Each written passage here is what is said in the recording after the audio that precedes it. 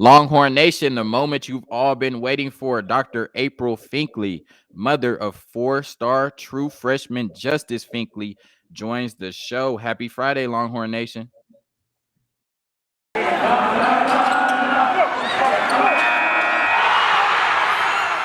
are Locked On Longhorns, your daily podcast on the Texas Longhorns. Part of the Locked On Podcast Network, your team every day.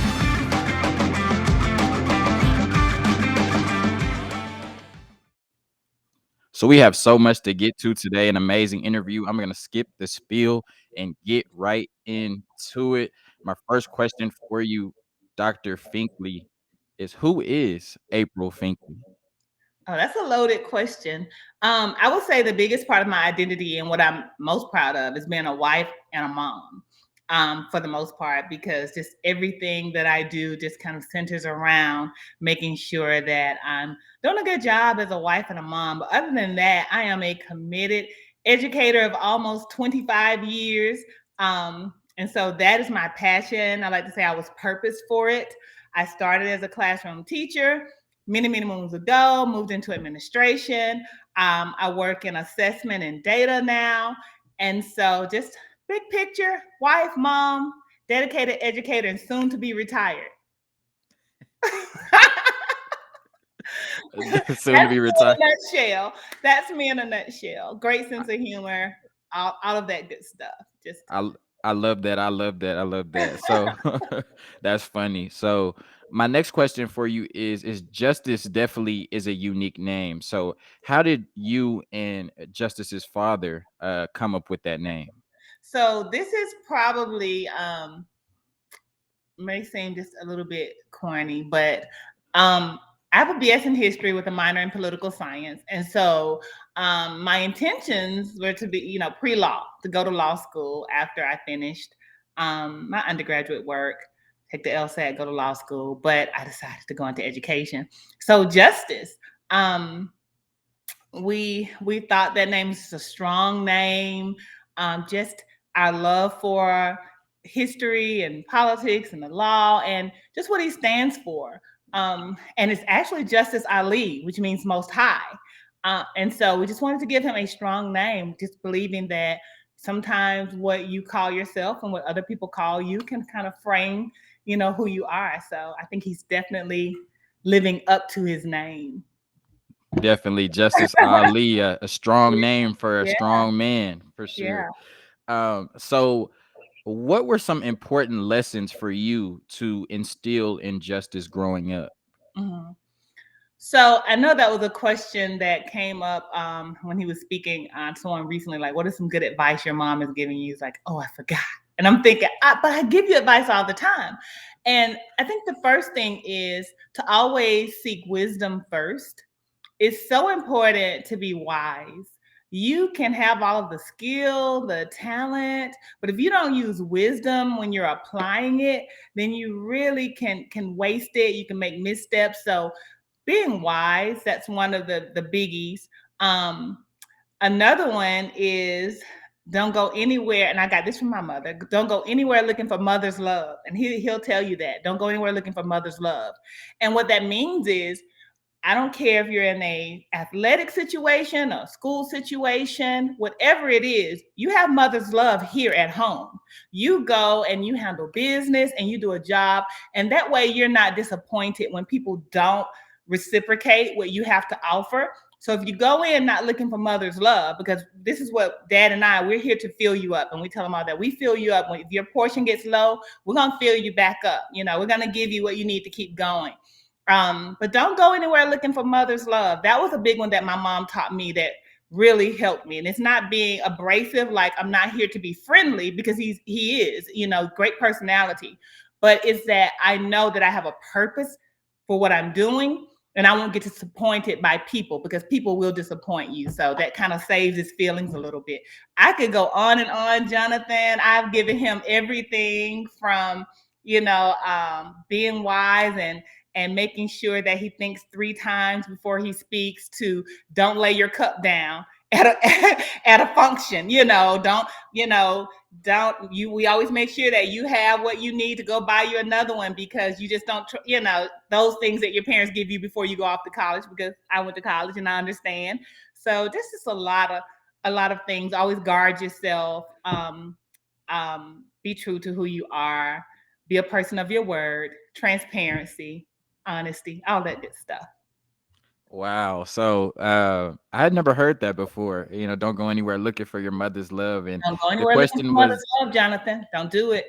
and it's funny because the question was, what lessons did you instill in justice growing up? But you're instilling lessons in me as a 28-year-old man here on Oh this wow. podcast. So Well, I'll have to I, tell my mom, because she actually taught me that. And we're loving, and I think we love hard. We do. We're friendly. We're warm people, but it keeps you from being disappointed by people, because people will disappoint you. People will hurt you. People will do all of those things. But if you go in knowing, hey, I'm not here for mother's love. I'm here to do X, Y, Z. And if I make great relationships along the way, that's wonderful. But I won't be disappointed or crushed or taken off my path because it's not returned to me. So, yeah. that Don't go that's looking for mother's love. that's amazing. Yeah. So at what point did you realize that Justice was a special football player? He's always been special to me. But as an athlete, Justice, we put everything in his hand. His dad was his first coach. So my husband knows him athletically like the back of his hand. If you wanted to know the technique, the talent, the skill set that's Justice, you need to talk to Jock, because he could tell you. He knows him. He was his first coach. So anyway, he started off little kid with soccer. Then he went into baseball. Great hitter in baseball. Wrestling was his thing. I mean, several state championships, several runners up in Metro. So we really thought that he was going to have this big wrestling future. And in ninth grade, his coach, he's played running back in eighth grade. And so the summer going into ninth grade, they were having summer practices. And the defensive coordinator at the high school said, hey, how you and your husband feel about if I move him up to varsity and we're going to try him on the other side, on the other side of the ball? And we're like, sure. He's like, I think he's a special talent. And in ninth grade, he got an offer from LSU, and he had not played a down a ball. He was just on kickoff team. And so we were like, whoa. And then after that, he just, Tennessee, other schools started calling, and, we were like, this is something, And so he started speaking actually life into his own destiny. He would say things, and I remember, and if I could tell you this story, Jonathan, if you don't mind, it'll give you some insight into who Justice is and why I just truly, his dad and I go hard for him, because he's just he's a special kid. And when he says something, you have to listen to him, because he's not like mom. He's not as talkative all the time. So if you can get it out of him, you need to listen, because he's saying something. And I remember that ninth grade year, before the season started, he said, Mom, he came into my bedroom. He was like, Mom, I want a small offer this year. And so I didn't have a lot of knowledge about football and recruiting. And he was just my little baby getting ready to play, ninth grade football. And so I said, Justice, just focus on playing football and learning more about it and getting better and having fun. Again, not wanting him to be disappointed. And he kind of hung his head a little bit and he left the room. And I got so convicted in my heart. I called him back and I said, Justice, if you're believing big for something, mama's going to believe big with you. Who am I to tell you to dial that down for you? And I apologize. And so he got LSU. And I was like, well, that wasn't a small offer. So then he said something like, Mom, I want to go to the opening, which is like a combine camp. I was like, I think, let me research it, but I think it's more upperclassmen, go. And so he's like, I want to invite. And I was like, well, okay, because I remember what you said about the small offer. So yeah. And then he got invited to the opening, and he just this stuff started spiraling. But to go back to your question, it was like, when did we start seeing it? Not just when other people, like other schools, taking interest and starting recruiting him so early, or even his high school coach who believed in him, but when he started speaking his own destiny, if that makes sense. Like when he started saying, I want to do these things and I want to experience this, and this is the level I want to get to, it really started hitting. Like Dad and I were like, whatever you need, we've got you. We're right there lock and step. Oh yeah. So if Justice Yeah. tells you something, I tell people all the time, you better strap yourself in because he's a person of few words. But if he says something, you better believe him. Yeah, with that LSU offer in the ninth grade, that's definitely when you knew that he had something special Oh yeah. going for him, for Oh sure. yeah. For sure. For sure. That was a great light bulb. So yeah. Yeah. So I know that Justice's time in high school was probably great, and of course he was dominant on the football field. So I did a little bit of research, and I hope I'm right. Okay. Justice's last high school game, I believe, was a 24-23 overtime loss to Hoover High School in the playoffs. So what were the emotions like after that game? So, like, if you know anything about Hoover High School and the program, you remember Hoover had the reality show on MTV. I think it was Two A Day. This was probably before your time, but Hoover's a big program here. And actually, we play 7A ball here, and 7A ball is like the SEC of high school football in Alabama. My opinion, it just is this big ball, and to go into and to lose like that to Hoover, and it was that close.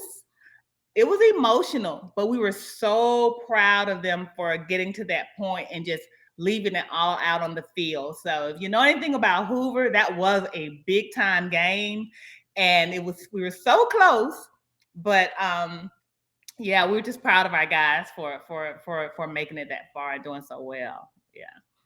Okay, yeah, like I said, I did a little bit of research, and when I saw the 24-23, and that was the last game on the schedule, I was like, man, that had to be heartbreaking. Yeah, he was hurt. He wanted, of course, his senior year to go on to the next round of playoffs. But all in, we just have to encourage him and tell him that you guys, you played your heart out, you did the best that you could, and somebody had to take the loss. Of So. course. So Yeah. coming up next, we're gonna ask Dr. Finkley about the overall recruitment process and what made them single in on the University of Texas. But first, a quick word from our sponsors. If you're hungry, make sure you try Built Bar, especially the Puffs. If you haven't, you're missing out on one of Built Bar's best tasting bars. Puffs are the first ever protein infused marshmallow. They're fluffy, they're marshmallowy. They're not just a protein bar, they're a treat, and they're covered in 100% real chocolate with flavors like yummy cinnamon churro, coconut marshmallow, and banana cream pie. These are going to be your new favorite. Low calorie, high protein. Replace your candy bars with these. At Built Bar, they are all about the taste. They make it taste delicious first and then figure out how to make it healthy. And I don't know how, but they pull it off every single time. Go to built.com, use promo code LOCK15 and get 15% off your order. Use promo code LOCK15 for 15% off at built.com. All right, Dr. Finkley. So, what was the entire recruitment process like for you and your family? It was a lot. Like once it was over and he committed, it was like a weight that was lifted. And I will tell you, we gave him the space to take his time, because one of the things that we would say to him, as well as to the schools and the coaches that were recruiting him, is that we're not here to waste anyone's time because we don't want our time wasted. We're not in the because I was on Twitter with him. I should preface that by saying I kind of saw other kids' recruitments, and that educated me a little bit.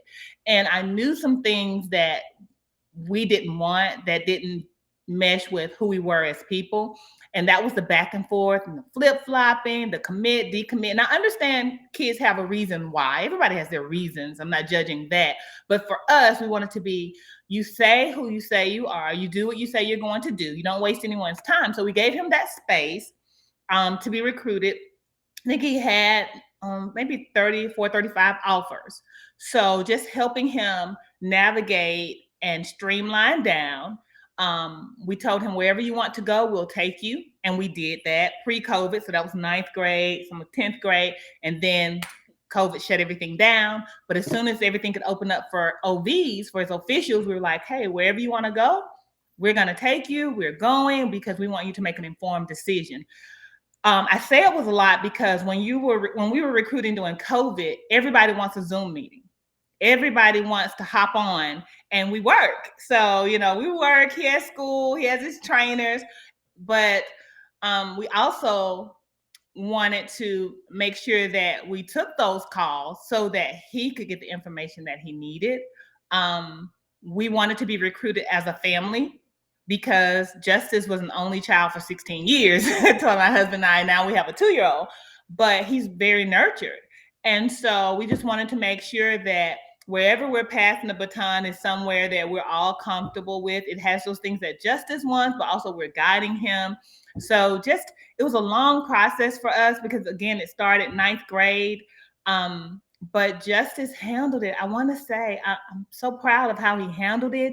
He didn't, there were times when he did little fun stuff, like he did an April Fool's, like I'm committing tomorrow. And some coaches were like, oh, just messaging my phone, like, what's going on? And so after it was over, I was like, he's such a serious kid. At times I give him that space to have fun with his recruiting because he earned it. So it was a lot. It was long. Justice had a checklist. We told him, hey, get you a list, what you're looking for, and, check those boxes and come to your final decision. But I guess above all that, this is your destiny. And so we'll say, and I would tell Justice, I don't care if you had one offer or 50 offers. You can only go to one school at one time. Okay, of course. You can only choose one to commit to. And that school's going to be a part of your destiny. And he took it seriously and he did the work and he put in the work. And so here we are. Yeah. Thankfully, he's at UT. The blessing is ours. Please believe that point is not missed on us. That is a mutual blessing. It really is. So I have a 2-part question for you. Mm-hmm. The first part is, was there another school that was close to getting a commitment from Justice and what ultimately set the University of Texas apart? Yeah.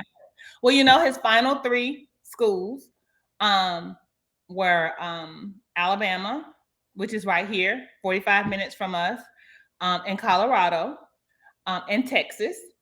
So I will say, just putting out what he's put out there, of those 3, they were all serious final 3, like contenders, very serious.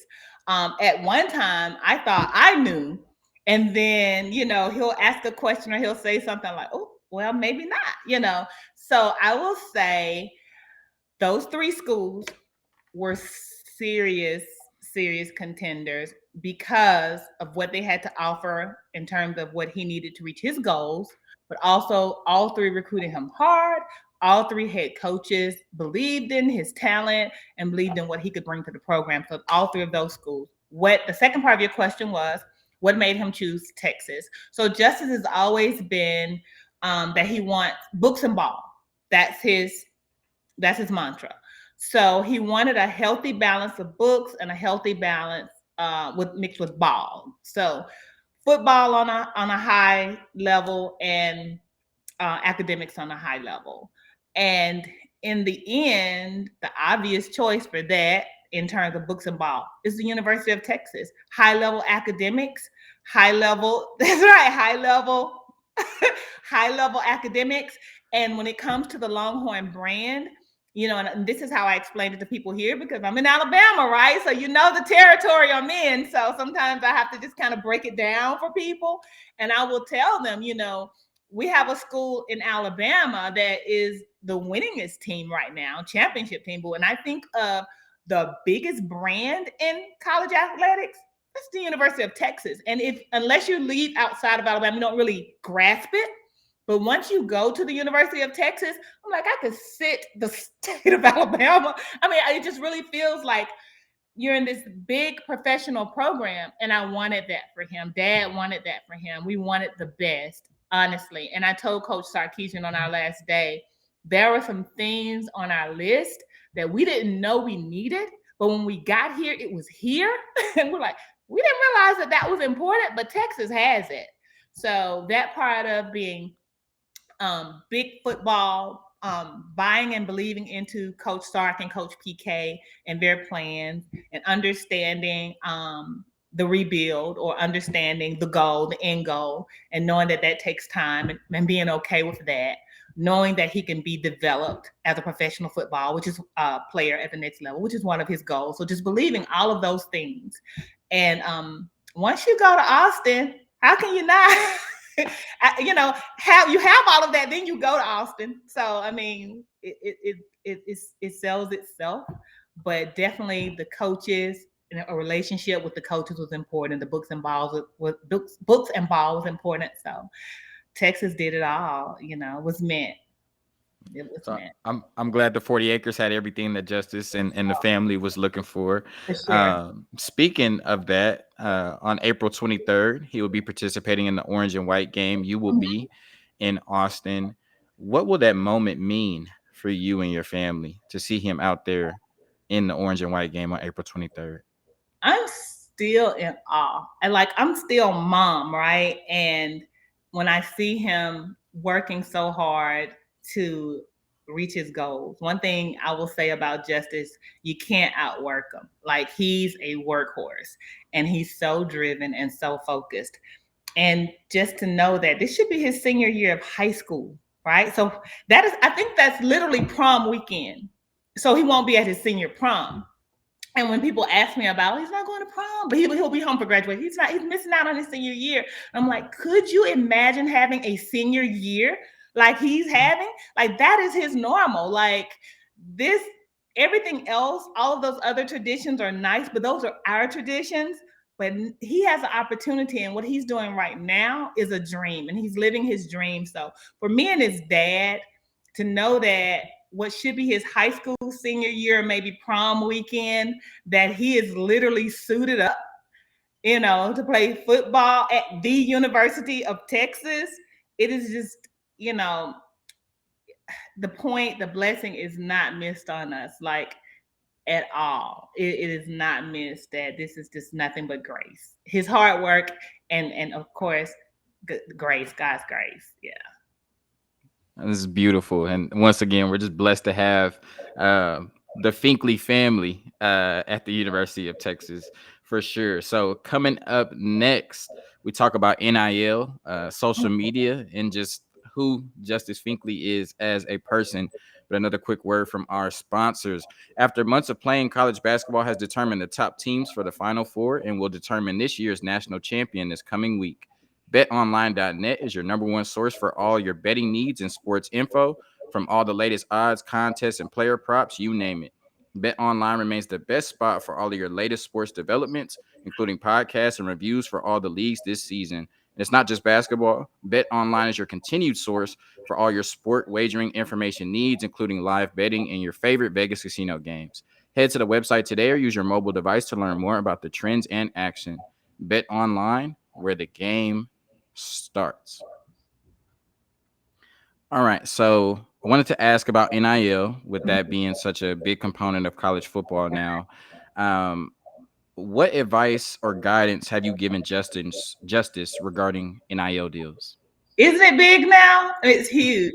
I've been following it since, all the states were passing their separate legislation, and NCAA and all of the policies and things but the advice is, for us in recruiting, NIL wasn't a major factor. It's there for the players to maximize it, but of course, we asked about it. Of course, we were educated on it for every school that recruited us. But again, he was books and ball. Who's going to develop him, for the league? Who's going to develop him and prepare him to get into medical school? And then NIL was just that kind of sweet little, cherry on top that helped. For Justice, our advice, Dad and I, has been listen, stay true to who you are in terms of people wanting to do NIL, and be your own, establish yourself in your own brand. Don't let anyone brand you.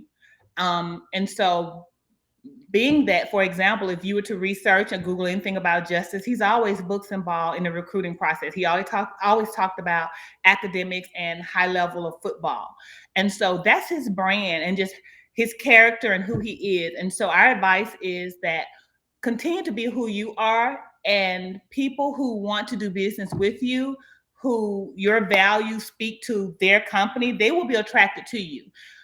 Instead, we didn't want him to be everything that came along hopping on it, because then you're like, okay, person with multiple heads, you're changing who you are to fit everybody's brand, when we want him to be the brand that other brands see and can relate to. So that was the first advice. Always remember, stay on brand, stay on who you are, and then those people that are right for you will be attracted to you. Also, big piece of it is, hey, I mean, he hasn't hit the field yet, and he's had some NIL opportunities. But for us as a family, it's perform well, do your job. Go to Texas and do what you were recruited to do. And that stuff, the NIL, that will take care of itself.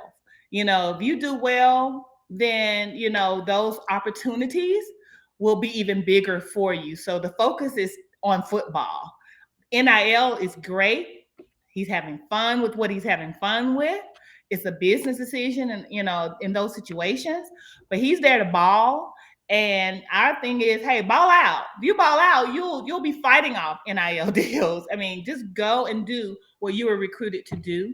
So it's a good thing, of course. Kids can make money, and that's great. And they're learning the business side of it. But the ball is not lost on us. Like, we're there to ball. We're there to do a job. He was recruited to do a job, and that NIL is just going to be the icing on the cake. And if he does his job well enough, he won't even have to worry about NIL. They'll continue to come for him. So that's our advice. Ball out and stay true to your brand of who you are. Yeah. Great advice there, and definitely know it's going to be a lot of companies lining up to have Justice represent them when he starts balling on the field. So my next question for you is, so social media is a great tool, but it also, can breed a lot of negativity at times. So how have you navigated being a recognizable figure on Twitter and interacting with Longhorn fans up until this point? I try to be an example for my son.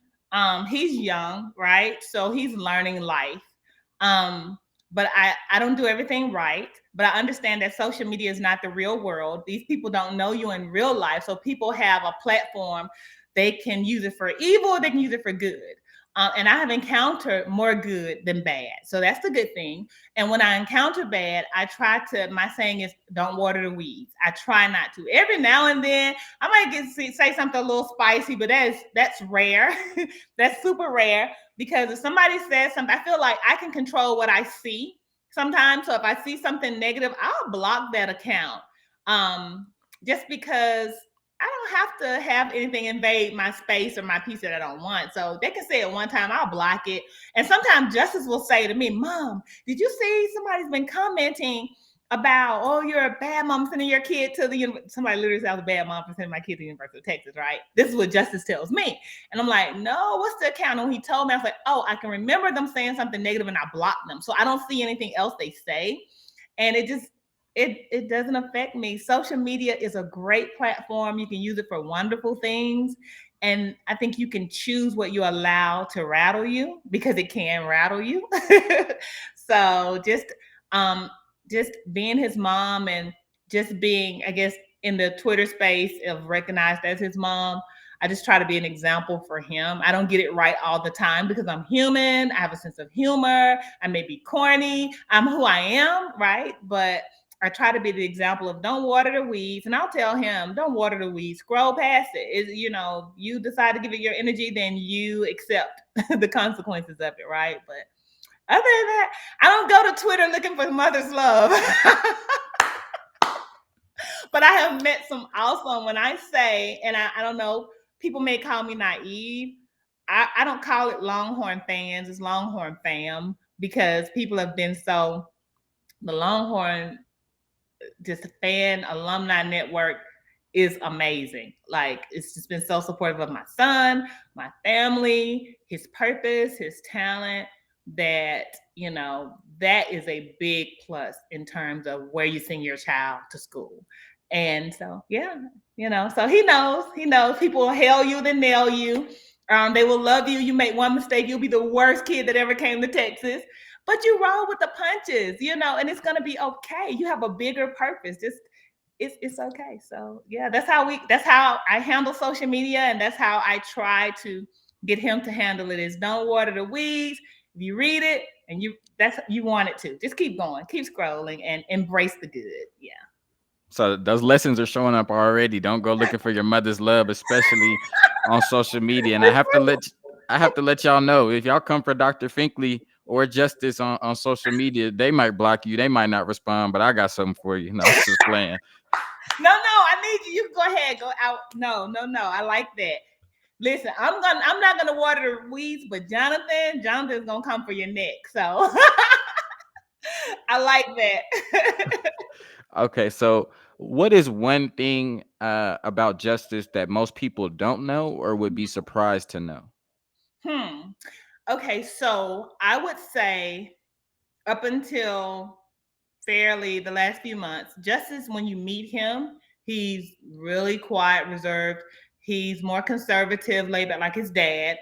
I would tell coaches when they were recruiting him, he's listening to every word that you say. He's absorbing it, he's processing it, and he's just not as extroverted with it.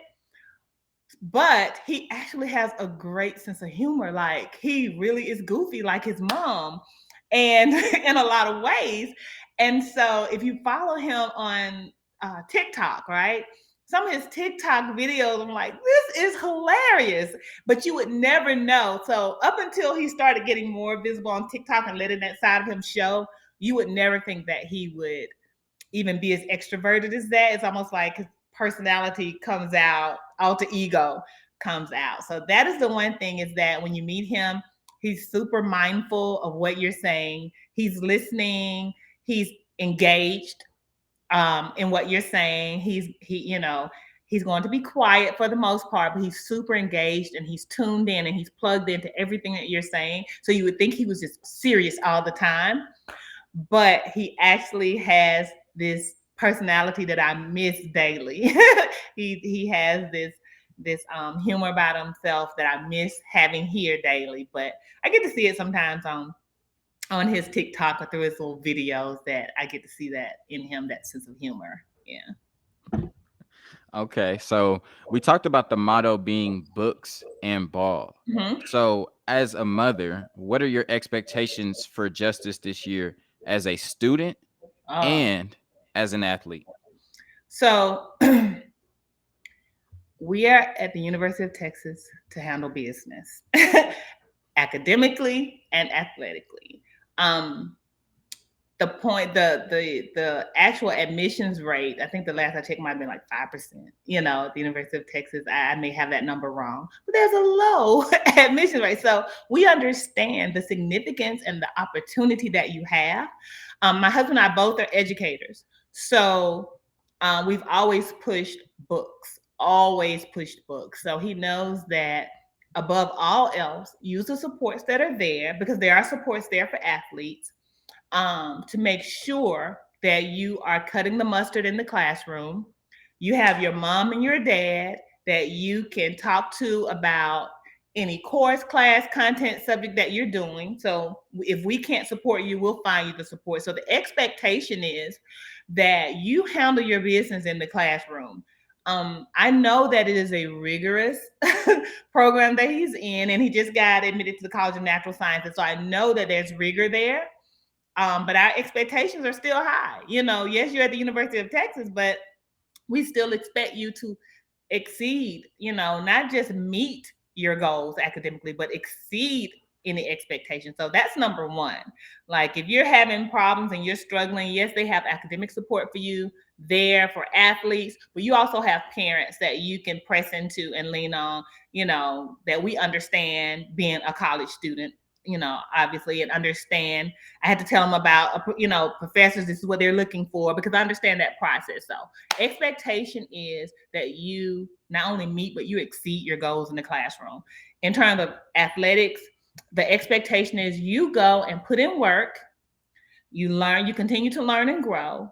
Allow the coaches to develop you, be coachable, which he's very much coachable, um, and put in the work.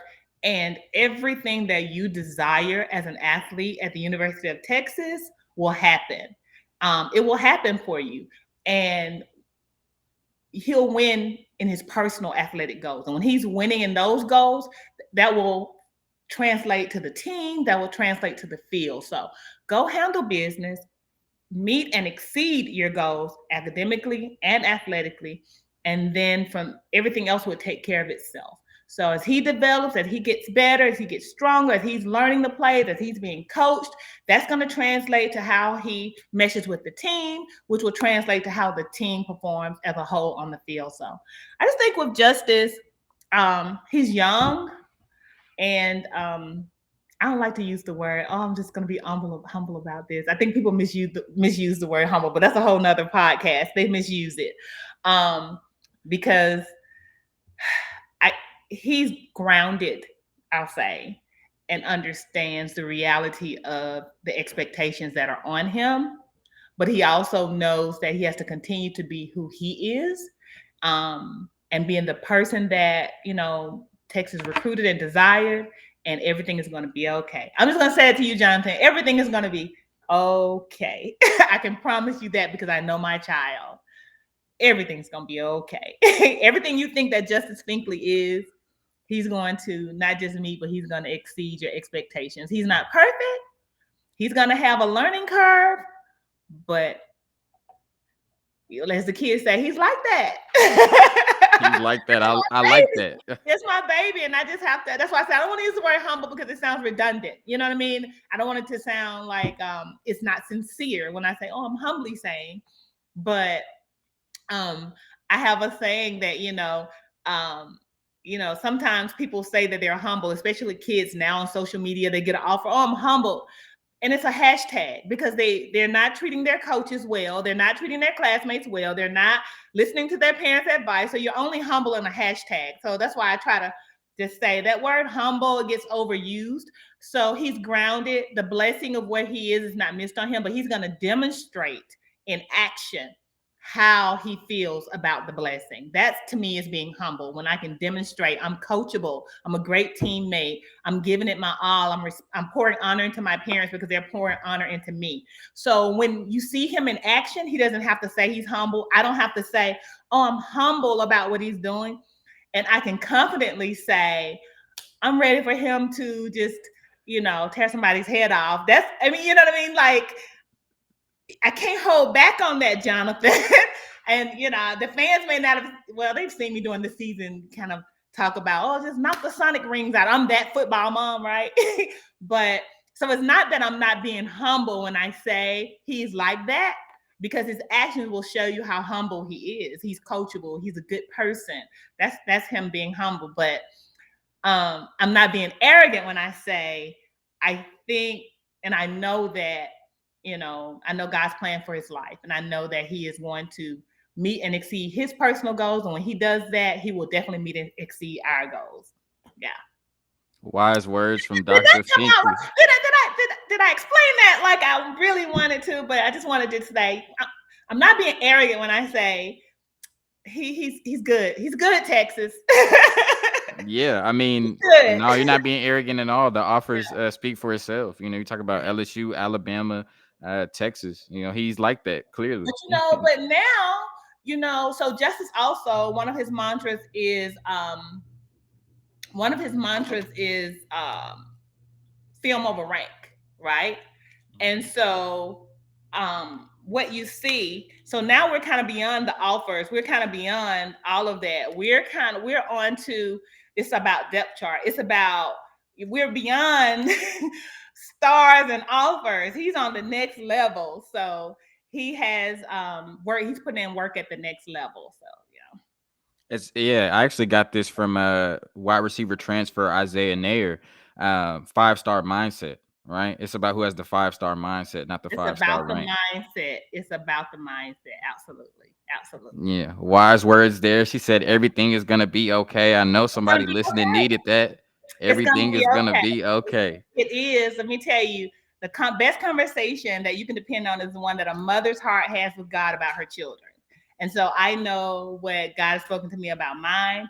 And so all I have to say is, it's gonna be okay, Longhorn. It's gonna be. He's going to put in the work. We believe in earning. We believe in merit. Don't give us anything. My husband will tell his coaches, his teachers, we don't do charity. Don't give us anything. He's gonna earn everything, and that's his mindset, is to earn it. He's gonna work and earn it. Yeah. All gas, no brakes. All right, one last question for you. In 5 years, is fill in the blank. In Mm-hmm. 5 years, Justice Finkley will be. First, oh, 5 years. He's beyond first round draft pick. He's playing. He's playing in the league. He's playing in the Okay, league. first round draft pick playing in the league. Okay. Yeah. That is, yes, that's where he's gonna be. That is And where he's gonna be. you heard it here first. In 5 years, Justice Finkley will be a first round draft pick in the NFL. An amazing interview from an amazing woman, Dr. April Finkley. Once again, the mother of four-star true freshman Justice Finkley with the five-star mindset, Yeah. future superstar at the University of Texas, and future first-round draft pick in the National Football League. Dr. Finkley, thank you so much for blessing us on the Locked On Longhorns Oh, podcast. it was my pleasure. It was my pleasure, and more to come. So thank you for embracing our family. It is not missed on us. I promise you, it is not missed on us. Of course, and of course to Longhorn Nation, I promise you I will get Justice Finkley on this podcast Do one that. day. So Yes. just stay tuned. The interview with Justice is coming. We're working hard over here. Thank you, Longhorn Nation, for making Locked On Longhorns your first listen of the day. Longhorn Nation, have a great weekend. Peace.